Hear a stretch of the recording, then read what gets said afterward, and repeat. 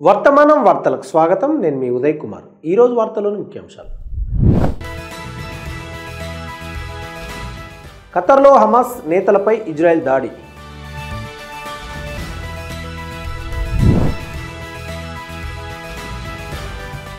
నేపాల్ మాజీ ప్రధాని భార్య సజీవ దహనం, ఇంటిని తగలబెట్టిన నిరసనకారులు.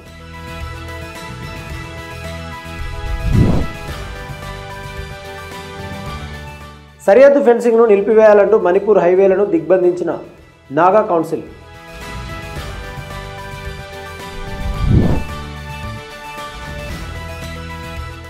ఉపరాష్ట్రపతి ఎన్నికల్లో 13 మంది విపక్ష ఎంపీల క్రాస్ ఓటింగ్.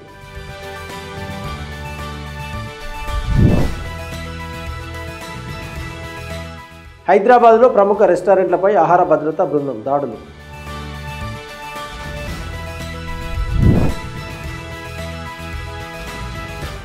హైదరాబాద్లో క్యాంటీన్ల నిర్వహణకు డ్వాకా గ్రూపులకు సాయం చేయనున్న జిహెచ్ఎంసీ. సంపన్న అరబ్ రాజ్యం ఖతర్లో ఉన్న హమాస్ నేతలే లక్ష్యంగా ఇజ్రాయెల్ దాడికి పాల్పడింది. సమ్మిట్ ఆఫ్ ఫైర్ పేరిట జరిపిన ఈ దాడితో దోహా నగరంలోని ఖతరా జిల్లా పరిధిలో పలు చోట్ల పేలుళ్లు సంభవించాయని, ఆకాశంలో దట్టమైన పొగలు అలుముకున్నాయని ప్రత్యక్ష సాక్షులు చెప్పారు. తాము ఖచ్చితమైన దాడులు చేశామని, 2023 అక్టోబర్ 7 నాటి మారణ హోమానికి ప్రత్యక్షంగా కారణమైన వారిని లక్ష్యంగా చేసుకున్నామని ఇజ్రాయెల్ డిఫెన్స్ ఫోర్స్ ఐడిఎఫ్ తెలిపింది. కాగా ఈ దాడి నుండి తమ సీనియర్ నాయకత్వం సురక్షితంగా బయటపడిందని హమాస్ పేర్కొంది. ఇజ్రాయెల్ దాడిని పిరికి చర్యగా ఖతర్ అభివర్ణించింది. అంతర్జాతీయ చట్టాలు, నిబంధనలను ఇది ఉల్లంఘించడమేనని ఆ దేశ విదేశాంగ శాఖ అధికార ప్రతినిధి మాజెద్ ఆల్ అన్సారీ వ్యాఖ్యానించారు. ఇజ్రాయెల్ దుస్సాహసాన్ని సహించేది లేదని స్పష్టం చేశారు. కాగా ఈ దాడులను ఫ్రాన్స్, సౌదీ అరేబియా కూడా ఖండించాయి. సౌదీ యువరాజు సల్మాన్ ఇజ్రాయెల్ చర్యను అంతర్జాతీయ నేరంగా పేర్కొంటూ ఖతార్కు తమ మద్దతు ఉంటుందని ప్రకటించారు. ఇజ్రాయెల్ దాడిని ఐక్యరాజ్య సమితి ప్రధాన కార్యదర్శి ఆంటోనియో గుటెరస్ ఖండించారు. ఖతార్ సార్వభౌమత్వంపై చేసిన దుస్సాహసంగా అభివర్ణించారు. పాలస్తీనియన్లకు వ్యతిరేకంగా కొనసాగుతున్న యుద్ధాన్ని ఆపడమే లక్ష్యంగా ప్రాంతీయంగా, అంతర్జాతీయంగా జరుగుతున్న ప్రయత్నాలకు ఎదురుదెబ్బ తగిలేలా ఇజ్రాయెల్ చర్యలు ఉన్నాయని యెమెన్ విదేశాంగ శాఖ విమర్శించింది. అల్జీరియా విదేశాంగ శాఖ ఈ దాడిని ఖండిస్తూ ఒక ప్రకటన చేసింది. ఇది అత్యంత దారుణమని వ్యాఖ్యానించింది. ఆక్రమణదారుడు శాంతికి సుముఖంగా లేడని స్పష్టమైందని పేర్కొంది. కాగా ఇజ్రాయెల్ దాడి జరిపి ప్రమాదకరమైన జూదమాడిందని విశ్లేషకులు చెబుతున్నారు. ఇజ్రాయెల్ హమాస్ కాల్పుల విరమణ చర్చలపై సందేహాలు నెలకొన్నాయి. ఈ ప్రాంతం అంతటా రాజకీయ ప్రకంపనలు చెలరేగాయి. గల్ఫ్ అరబ్ మిత్ర దేశాలకు యుఎస్ భద్రతా హామీలపై సందేహాలను లేవనెత్తింది. నేపాల్లో చెలరేగిన అసంతృప్తి జ్వాలలు తీవ్ర రూపం దాల్చాయి. రెండో రోజైన మంగళవారం కూడా నిరసనలు, ఆందోళన ఉధృతి కొనసాగింది. నేపాల్ మాజీ ప్రధాని జలానాథ్ ఖానల్ ఇంటికి ఆందోళనకారులు నిప్పండించడంతో ఆయన భార్య రాజ్యలక్ష్మి చిత్రకర్ సజీవ దహనం అయ్యారు. జన్జడ్ ప్రదర్శనలు తీవ్రంగా పెరగడంతో నేపాల్ ప్రధానమంత్రి కేపీ ఓలీ రాజీనామా చేయాల్సి వచ్చింది. అదే సమయంలో పార్లమెంట్ భవనం, కాఠ్మండ్లోని అధ్యక్ష కార్యాలయంతో సహా అనేక ప్రభుత్వ భవనాలను తగలబెట్టారు.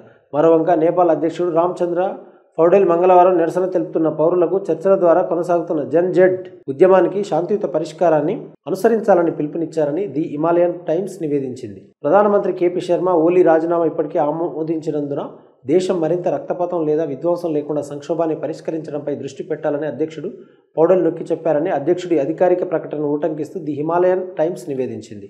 అన్ని వర్గాలు ప్రశాంతంగా ఉండాలని, దేశానికి మరింత హాని జరగకుండా నిరోధించాలని, చర్చల కోసం ముందుకు రావాలని నేను కోరుతున్నాను. ప్రజాస్వామ్యంలో పౌరులు లేవనెత్తిన డిమాండ్లను చర్చల ద్వారా పరిష్కరించవచ్చని ఆయన అన్నారు. నేపాలీ సైన్యం, పౌరులు, ముఖ్యంగా యువత సమయామానం పాటించాలని, దేశ చారిత్రక సాంస్కృతిక వారసత్వాన్ని కాపాడాలని కోరుతూ ఒక బహిరంగ అభ్యర్థనను కూడా జారీ చేసిందని ది హిమాలయన్ టైమ్స్ నివేదించింది. గత 2 రోజులుగా ఈ జన్జడ్ ప్రదర్శనలు తీవ్రంగా పెరిగాయి. ఫలితంగా ఫెడరల్ పార్లమెంటు, కాఠ్మండ్లోని ఇతర ప్రాంతాల చుట్టూ జరిగిన ఘర్షణలో కనీసం 19 మంది మరణించారు. 500 మందికి పైగా గాయపడ్డారు. పన్ను, ఆదాయం, సైబర్ భద్రత సమస్యలను పేర్కొంటూ ప్రభుత్వం ప్రధాన సోషల్ మీడియా ప్లాట్ఫామ్లపై నిషేధం విధించిన తర్వాత సెప్టెంబర్ 8, 2025న కాఠ్మండు, పోఖరా, బత్వాల్, బిర్గుంజ్తో సహా ఇతర ప్రధాన నగరాల్లో నిరసనలు ప్రారంభమయ్యాయి. పాలనలో సంస్థాగత అవినీతి, పక్షపాతాన్ని అంతం చేయాలని నిరసనకారులు డిమాండ్ చేస్తున్నారు. ప్రభుత్వం తన నిర్ణయ ప్రక్రియలలో మరింత జవాబుదారీగా, పారదర్శకంగా ఉండాలని వారు కోరుకుంటున్నారు.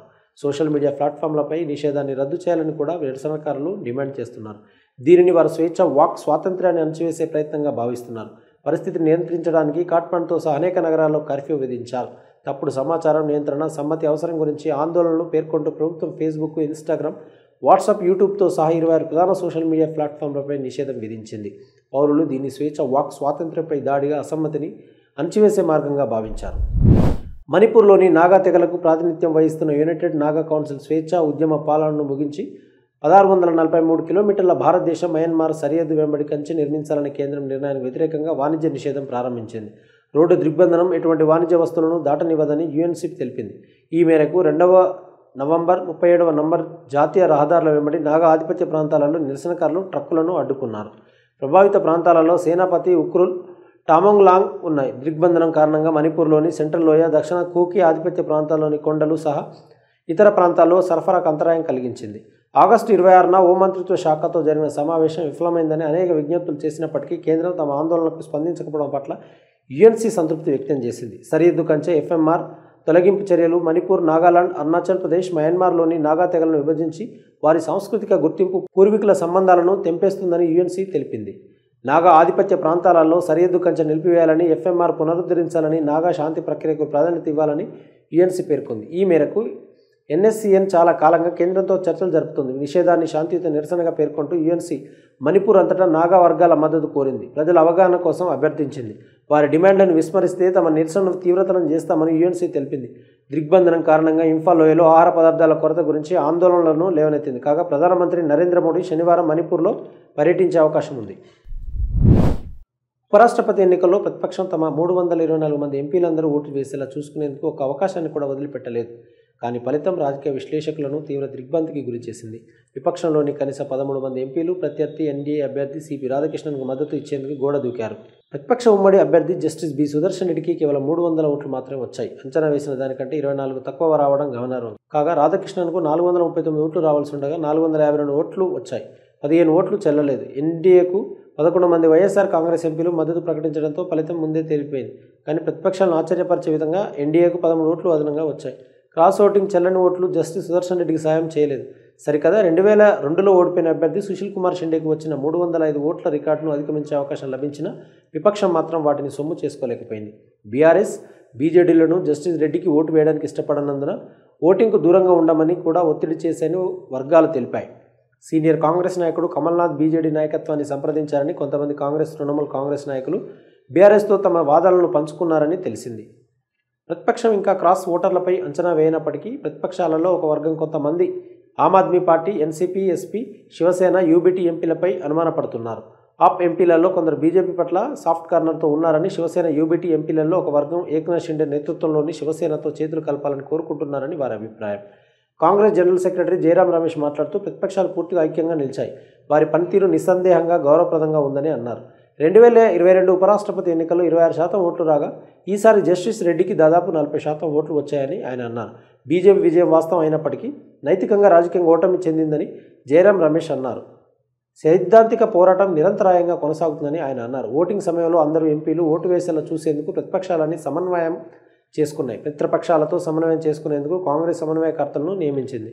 వారి పార్టీ ఎంపీలు ఓట్లు ఎలా వేస్తున్నారని తరచుగా వారితో తనిఖీ చేస్తుంది.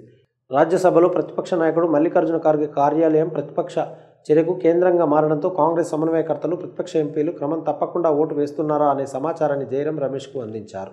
మధ్యాహ్నం ఒక సమయంలో నటుడు, రాజకీయ నాయకుడు కమల్ హాసన్ ఇంకా ఓటింగ్కు హాజరు కాలేదని చెప్పినప్పుడు రమేష్ ఒక సీనియర్ డీఎంకే నాయకుడికి ఫోన్ చేసి తనిఖీ చేయించారు. తర్వాత ఎంఎన్ఎం ఎంపీ మధ్యాహ్నం 3 గంటలకు ఓటు వేసేలా చూసుకున్నారు. కాంగ్రెస్ విప్ సయ్యద్ నసీర్ హుస్సేన్ కూడా కోఆర్డినేటర్లతో ఫోన్లో వివరాలు సేకరిస్తూ 100% ఓటింగ్ జరిగేలా నాయకులతో సమన్వయం చేసుకున్నారు. ప్రతిపక్ష ఎంపీలందరినీ ఓటు వేయమని కోరడమే మా ప్రధాన లక్ష్యం. బీజేపీ మా ఎంపీలను ఆకర్షించడానికి ప్రయత్నించింది, కానీ అది జరగలేదు అని కాంగ్రెస్ రాజ్యసభ విప్ సయ్యద్ నసీర్ హుస్సేన్ తెలిపారు.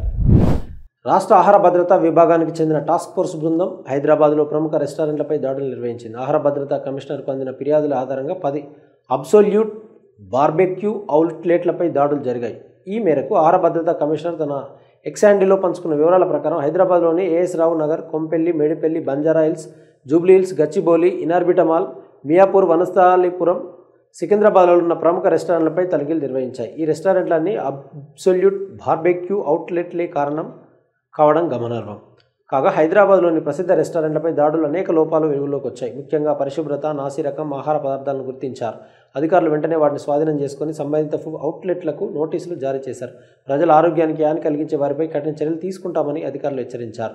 బంజారా హిల్స్, గచ్చిబౌలి అవుట్లెట్లలో ఫ్రిడ్జ్లు సరిగా శుభ్రం చేయకపోవడం, డీప్ ఫ్రాస్ట్ చేయకపోవడం గమనించారు. కూరగాయలు కోసే చాపింగ్ బోర్డులు పాడైపోయి వాడకానికి వీల్లేకుండా ఉన్నాయి. బంజారా హిల్స్, గచ్చిబౌలి అవుట్లెట్లలో బొద్దింకలు ఈగల బెడత అధికంగా ఉంది. ఏఎస్ రావు నగర్ అవుట్లెట్లో పురుగు పెట్టిన పిండిని గుర్తించి స్వాధీనం చేసుకున్నారు. మేడిపల్లి హోటల్లో గడువు ముగిసిన ఆహారాన్ని గుర్తించగా ఇనార్పిట మాల్లో ఫంగల్ కారణంగా కులిన పండ్లు ఉన్నట్లు తనిఖీలో తేలింది. ఆహార పదార్థాలు నేలపై నిల్వ ఉంచడం, ఎలుకలు పట్టుకునే ఫ్యాట్స్తో పాటు వాటిని ఉంచడం వంటి నిర్లక్ష్యం కనిపించింది.